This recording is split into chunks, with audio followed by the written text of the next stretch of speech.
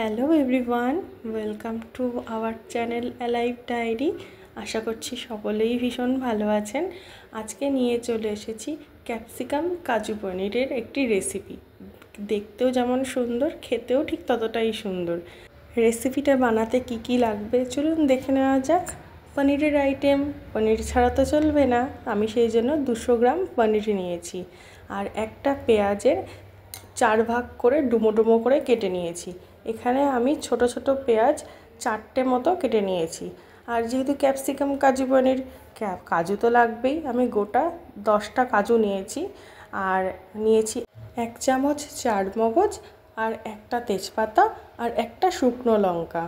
তো আর এখানে 1.5খানা পেঁয়াজ কুচো কুচো করে কেটে নেওয়া আছে আর সাথে 2টো কাঁচা লঙ্কা, 1 চামচ আদা কুচি করে নিয়েছি আর 10টা রসুন, মানে ধরুন পেস্ট করলে 1 চামচ আদা বাটা, 1 চামচ রসুন বাটা আর 2 চামচ মতো পেঁয়াজ বাটা হবে।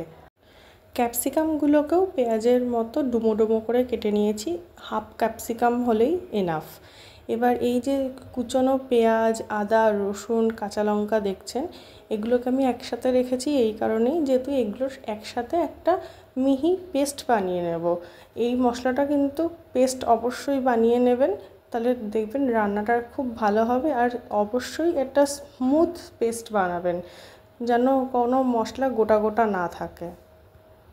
পেঁয়াজ, আদা, রসুন, কাঁচা লঙ্কা যখন পেস্ট করবেন তাতে সামান্য একটু জল দিয়ে নেবেন, তাহলে পেস্টটা খুব সুন্দর হবে। এবার চলুন রান্নাটা শুরু করা যাক। তার জন্য আমি কড়াইতে 1 চামচ ঘি আর 1 চামচ সাদা তেল নিয়েছি। এবার তেলটা গরম হওয়ার জন্য অপেক্ষা করব। তেল গরম হয়ে গেলেই তাতে আমরা দিয়ে দেব একটু 1 মিনিট হালকা ভাজা করে নেব ক্যাপসিকামগুলোকে। বেশি একদম ভাজা করবেন না, জাস্ট ক্যাপসিকামের কাঁচা গন্ধটা চলে যাওয়ার জন্য অপেক্ষা করবেন। অনলি 1 মিনিট, ব্যাস, ওটাতেই এনাফ। কারণ এটা আবার পরে যখন মশলার মধ্যে রান্না করব তখন পুরোপুরি ক্যাপসিকামটা সেদ্ধ হয়ে যাবে। তো সেই জন্য 1 মিনিট রান্না করবেন, শুধু লবণ দিয়ে নাড়াচাড়া করে নিয়ে তুলে রাখবেন। তাহলেই এই ক্যাপসিকামটা একদম তৈরি এই রান্নাটির জন্য।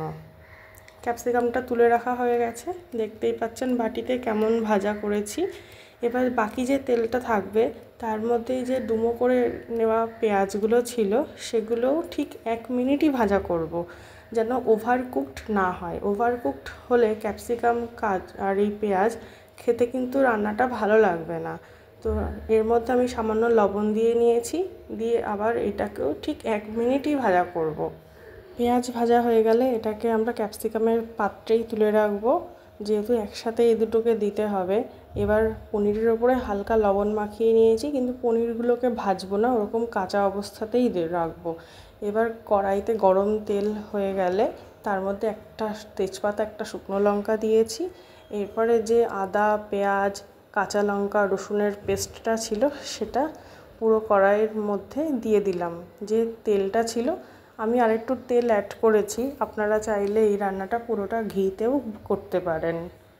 এবার মশলাটা ভাজা হতে হতে বাকি যে শুকনো মশলাগুলো লাগবে তার জন্য 1 চামচ জিরে গুঁড়ো, স্বাদ মতো লবণ, হলুদ আর 3 চামচ চিনি।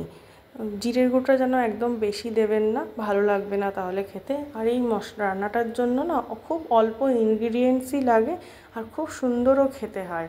তো মশলাটা মোটামুটি ভাজা চলছে।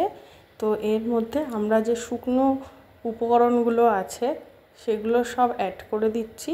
এগুলোকেও ভালো করে মশলার সাথে কষিয়ে নিতে হবে। ততক্ষণ অবধি মশলাটা কষাবো যতক্ষণ না তেলটা বেরিয়ে আসে। আর এই রান্নাটা আমাকে শিখিয়েছিল মনিকা আন্টি। সত্যি মনিকা আন্টির কাছে আমি ভীষণ কৃতজ্ঞ এত সুন্দর একটা রান্না আমাকে শেখানোর জন্য। এবার এই যে কাজু আর চারমগজের পেস্টটাও করা হয়ে গেছে, এটা একটু পরেই রান্নায় অ্যাড করব।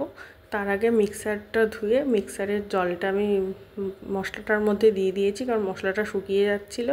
আর এখন কিন্তু আমি এটাতে চিনি অ্যাড করিনি, সব উপকরণগুলো দেওয়া হয়ে গেছিলো ঠিকই, শুধু চিনিটা বাদ রেখেছিলাম।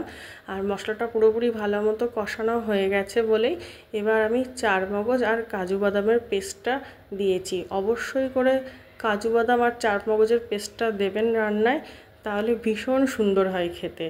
আর সাথে দিয়েছি 1 চামচ টক দই। আপনাদের ঘরে যদি টক দই থাকে তাহলে দেবেন, না থাকলে দিতে হবে না। কাজু আর চারমগজ বাটাটা দিয়েও ভালো করে মশলার সাথে কষিয়ে নিচ্ছি। একটা কথা কি জানেন তো, রান্নাটাই যখন তত মশলা কষাবেন তত রান্নার টেস্ট বাড়ে। এবার আমি ভেজে রাখা ক্যাপসিকাম আর পেঁয়াজটা দিয়ে দিলাম। এটাকেও একটু মশলার সাথে ভালো করে নাড়াচাড়া করে নেব। আর সত্যি সত্যি আপনারা এটা যদি বাড়িতে খেলেই বুঝতে পারবেন, আবার আপনাকে এই রেসিপিটা বানাতেই হবে, এত দুর্দান্ত খেতে হয়। হ্যাঁ, তো আমার তো ভীষণ ভালো লেগেছে। আমি যতবার বানিয়েছি, যতজনকে খাইয়েছি, সবাই ভীষণ প্রশংসা করেছে এই রান্নাটার।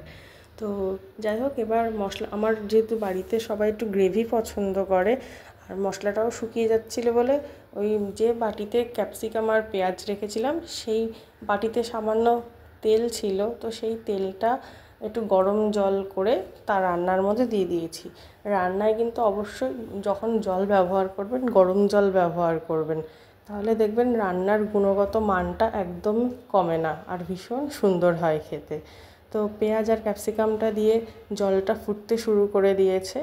এবার আমাদের আসল যে মূল উপকরণ রান্নার, মানে পনির, সেটাকে আমি দিয়ে রেখেছি। দেখতেই পাচ্ছেন পনিরটা কিন্তু আমি একদমই ভেজে নিইনি, লবণ মাখিয়ে শুধু রেখেছিলাম। তো সেই পনিরগুলো দিয়ে এখন এইটাকে একটু সামান্য হালকা হাতে নেড়ে চেড়ে নেব।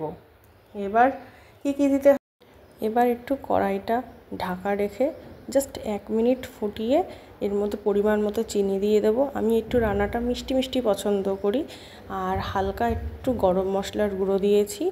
আর এই রান্নাটা না একটু সামান্য মিষ্টি হলে পরোটার সাথে খেতে খুব দুর্দান্ত লাগে। আর অবশ্যই আপনারা এই কাসুরি মেথিটা দেবেন, একদম মিস করবেন না কিন্তু। এই কাসুরি মেথিটা দিলে না রান্নাটার একটা দুর্দান্ত ফ্লেভার আসে, খেতেও খুব সুন্দর হয়। আর যাদের সুগার আছে বা আপনারা চিনি পছন্দ করেন না, তারা অবশ্যই এটাতে গুড় ব্যবহার করতে পারেন রান্নাটাতে চিনির পরিবর্তে।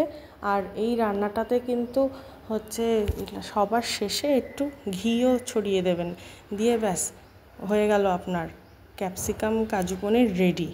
এবার দেখুন, শুধু দেখার অপেক্ষা আর খাওয়ার অপেক্ষা। দেখতেও যেমন সুন্দর হবে, খেতেও কিন্তু সত্যি সত্যি ভীষণ ভালো হবে। আপনারা অবশ্যই বাড়িতে একবার ট্রাই করবেন।